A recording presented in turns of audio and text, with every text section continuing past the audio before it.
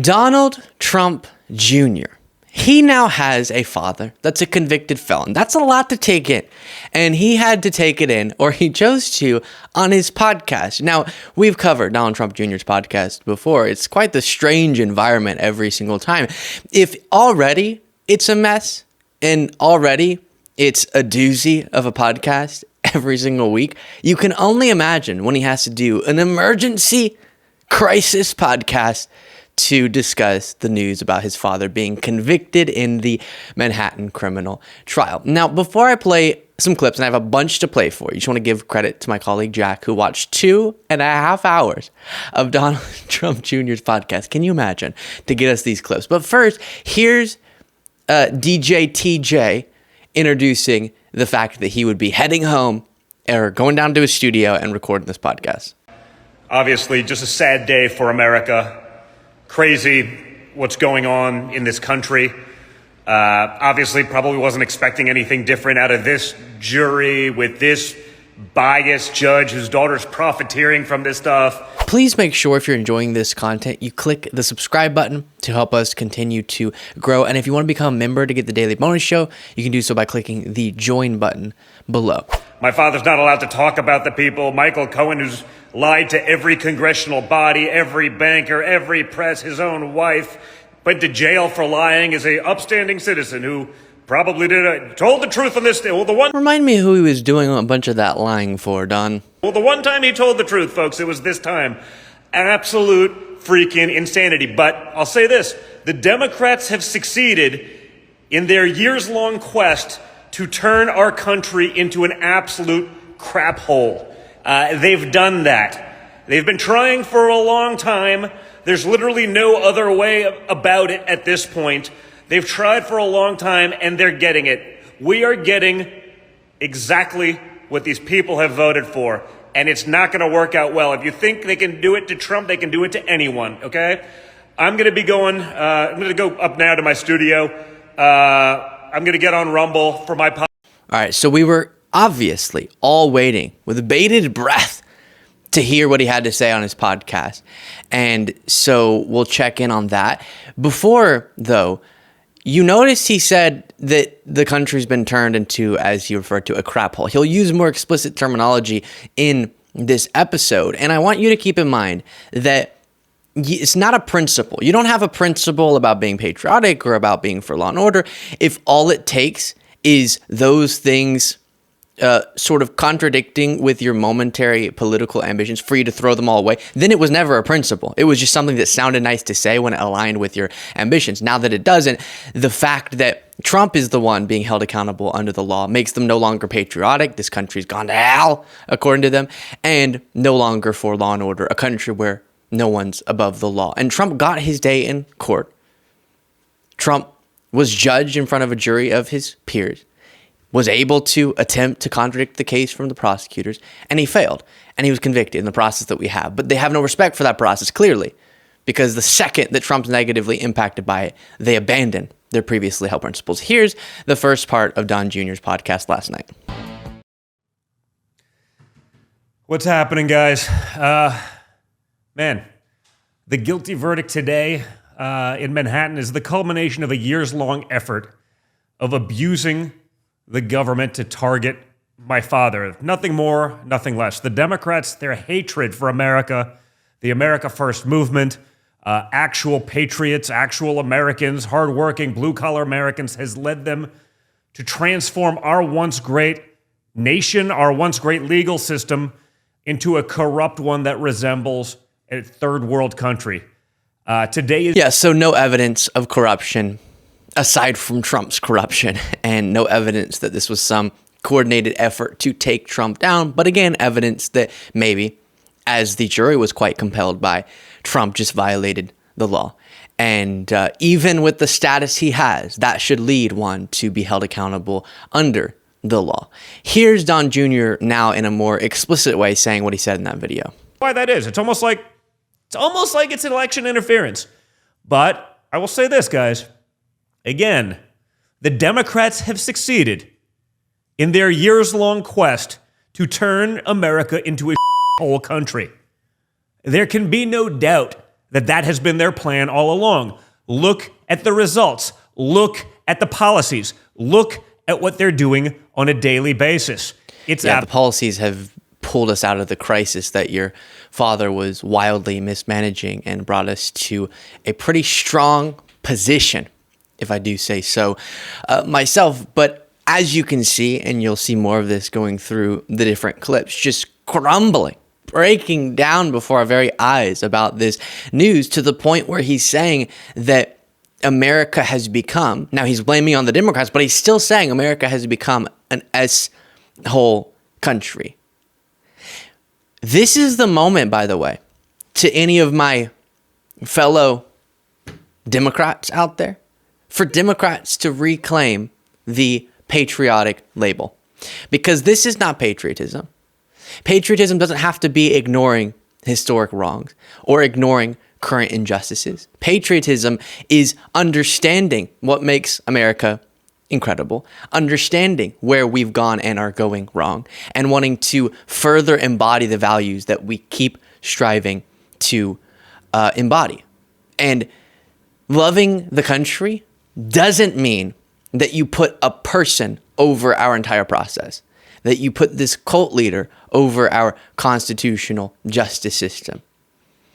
And that's what they're doing here. Trump has become more important, as we saw with the election attempts to block the peaceful transfer of power. He's become more important than our democracy to them, more important than our justice system to them.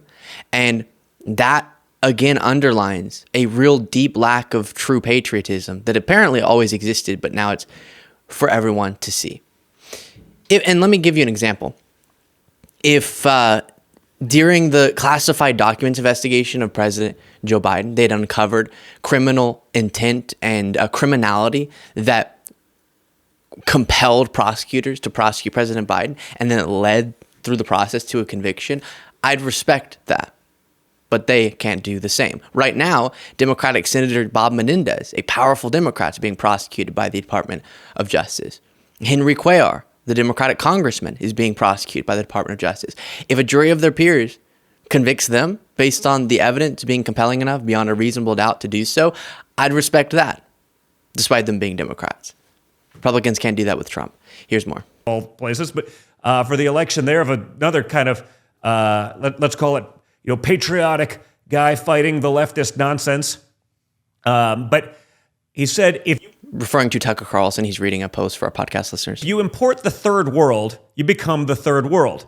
That's what we just saw. This won't stop Trump. He'll win the election if he's not killed first. I mean, that's a harder one to read, obviously. It's a little bit rough, but honestly, would anything surprise you at this point with these clowns? They're changing laws. New York State literally changed a law for 1 year on the statute of limitations, so they could go back and try my father for something allegedly from 30 years ago. It's not like he was hiding for the last 30 years. They magically found him. He wasn't.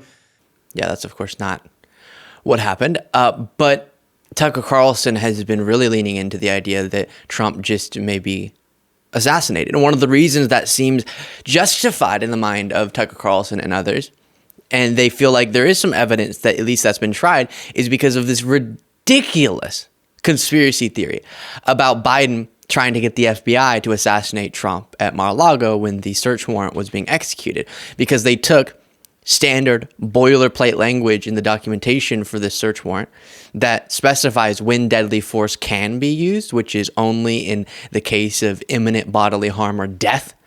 And that's always the case when law enforcement shows up. If there's a threat like that, yes, they'll use deadly force. If you don't understand that, I don't understand how you've been back the blue for this long, Don Jr., at least rhetorically. But, and Tucker Carlson, I should say.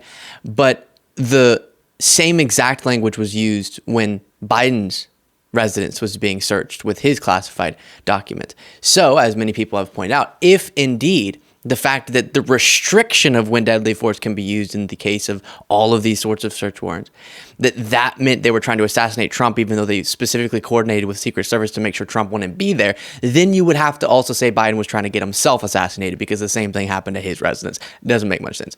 Here's more. To supposedly represent They go off on their nonsense. It's pretty crazy. But it is time. Someone said it's time to roll, and I assume that means just get together, fight back, stop this insanity, and save our country. November 5th is the last time. I mean, I know we always say that shit, right? We always do that. Every election is the most important election ever. This dog catcher race, if it's not for that, we're going to lose the republic. This one... He is right. This election, we could actually lose the republic because of his father. But there, he noticed the commenter said it's time to roll. And he said, I assume you mean by that we should unite and get ready to just politically fight. I think the commenter meant something far more dangerous. Now, this is just funny, so bear with me here. I never did this. I don't think that Don Jr. appears to be on anything. Okay, I don't. All right, jeez, calm down. But other people say that. Some people are saying, and someone in his comments said this to him. It's pretty easy, actually. Peepaw 2000, Trump coming back to North Carolina. I'm sure we will be there. EO2 Dave, Don Jr. for VP. Thank you. Freestone Poetry, Don Jr. You look high as I'm not. Again, I understand. Like that's the probably Democrat projection, right?